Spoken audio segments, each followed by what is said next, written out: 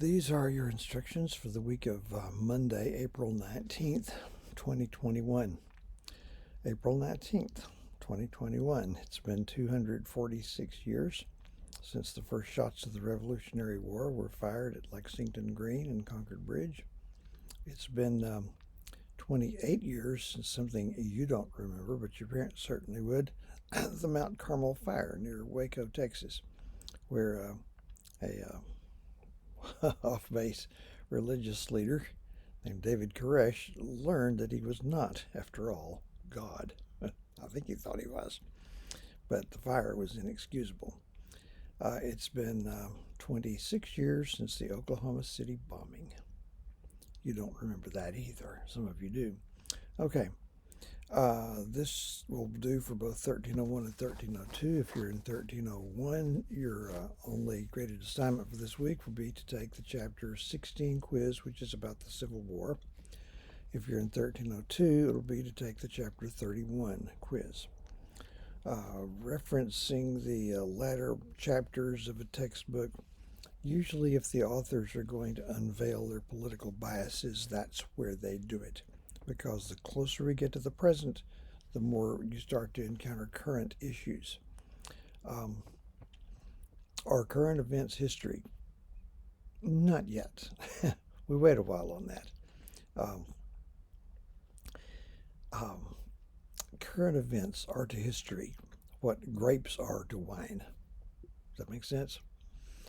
We have to get away from things before we can think about them critically and dispassionately. As long as people are angry and bitter and have a dog in the hunt, so to speak, it's not really history. It's editorials or even news articles. The Vietnam War, when I was your age, the Vietnam War was raging, and it was a full generation. It might have been the 90s at least before we could actually have straight history about that war that wasn't trying to push some kind of agenda or prove some kind of point.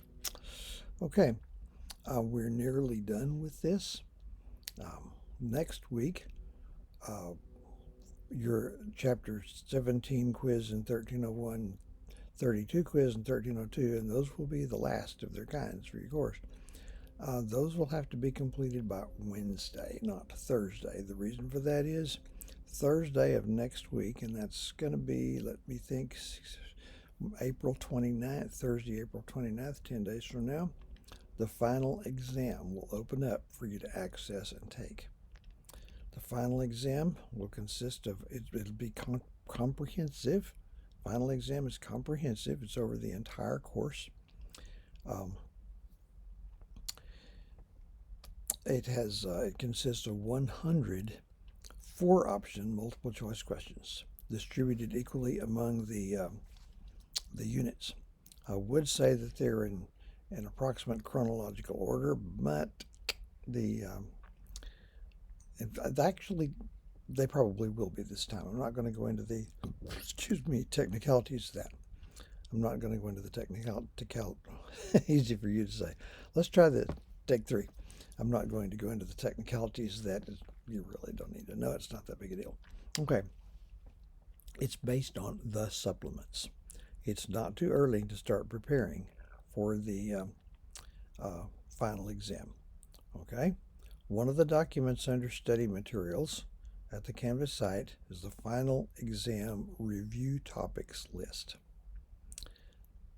Access that if possible, print it out. Take that to the supplements, and if you took my advice early in the semester and kept on top of that as the semester went by, then your retention rate should be noticeably higher.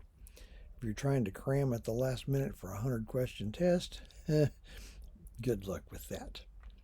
The final exam will be open through the following Tuesday, Thursday, Friday, Saturday, Sunday, Monday, Tuesday. That's 6 days. That should be plenty. Most times are open for 4. Now, if you notice on the college schedule that finals should be open through Wednesday. If you're in a face-to-face class, you might take a final exam as late as Wednesday. But for online classes, my final grades, the final letter grades, it's over, it's done. It's, in yet another sense, history. I've got to use that line in a while. That's 9 o'clock Thursday morning of that week. week after next. So if I left it open through Wednesday, 90% of you guys would wait till Wednesday to take the test, and I'd be pulling an all-nighter trying to get those out. And if something came loose or went wrong, I wouldn't have any backstop. I wouldn't have any time left to try to fix something. So your final exam will close at 11:59 p.m. on Tuesday, May 5th. Is that right? Yeah. 1, 2, 3, 4. Yeah. Let me try this again. 4th. Tuesday, May 4th. We'll get it right when the time comes. It will be Tuesday of week after next, 2 weeks from tomorrow. Okay? Now, I used to go over my little exam session instructions with face-to-face classes, and one or two of them still apply. Not all. For one thing, once you start the exam, you must finish it. Okay, now this is a long exam. This tends to take people in a classroom setting, paper-based. Normally, this is a kind of a standard deviation guesstimate. Most people will take anywhere from 45 minutes to an hour and a half to take the test. You will be allotted the full time that you would be allotted in a face-to-face class. That will be an hour and 50 minutes, 110 minutes. Okay? If you can't get it done in that length of time, you need to get it done in that length of time. In a classroom setting, if the time ran out and some other class needed that room in 10 more minutes, I would take up your papers. We would march like second graders to the lunchroom, to the Academic Resource Center over in the Art Building, and there, under their supervision, you would finish it up. Because once you start, you have to finish. Another thing I advised people was begin this thing with, not to be indelicate about it, an empty bladder. Okay? So bathroom breaks, just you can't sashay out the door and sashay back in. So, and then take up the test. So I'll be telling you stuff again, probably next week. But sometimes it takes more than one try. Sometimes there aren't enough tries. Let's see. Okay, this week, two things. One would not affect very many of you, but if it was of interest to you, you'd be welcome. Tomorrow afternoon, that's going to be Tuesday the 20th, from 2 to 4 p.m., and I think it's the Strain Room in the Student Center. And there's the Strain Room and the DOS Room, and I'm always not 100% sure which one it is, but we'll find it. They're having a little reception for me, having to do with I'm retiring most of the time. Now, some people don't want it. I don't mind. But retirement reception. There'll be others for faculty and staff people. Jim Malott is retiring. Jim Messinger is retiring. And maybe some staff people are retiring. So for each one of them, I'm going to make as many of those as I can. It's come and go. It's open for about 2 hours. We'll see. Okay. Now, then on Friday the 23rd, the Social Sciences Department will be conducting our annual third annual. Is this the third? I guess it is. Interdisciplinary conference. All right. There are roughly 30 presenters, most faculty members at the college. Some may be students, some may be from the community. There's a keynote session. That's what everybody there will be listening to that. That'll be a presentation by a Weatherford College graduate from the 1990s who's now curator of a museum at Harvard. So, you happen to be enrolled in a very good community college, as community colleges go.